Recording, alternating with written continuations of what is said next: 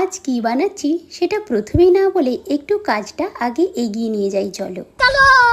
প্রথমেই moulded clay নিয়ে বেলে নিয়েছি আর তারপর একটি ছুরির সাহায্যে কাট আউট করে নিচ্ছি। আর এই অংশটি কেটে নেওয়ার পরে তোমরা বেশিরভাগ জনই বুঝে যাবে যে ঠিক কি বানাতে চলেছি। হ্যাঁ, আজ বানাতে চলেছি একটি কালার প্যালেট। আর এখানে কালারের জায়গাগুলো করার জন্য এই যে টুলসটা ব্যবহার করছি, এটা যদি তোমাদের কাছে না থেকে থাকে তাহলে তোমাদের হাতের কাছে কোনো রাউন্ড কিছু পেলেই সেটা দিয়ে করতে পারো। এবার তুলির মুখের অংশটি করার জন্য ছুরির মুখের অংশটি দিয়ে ঠিক এইভাবে দাগ কেটে নেব।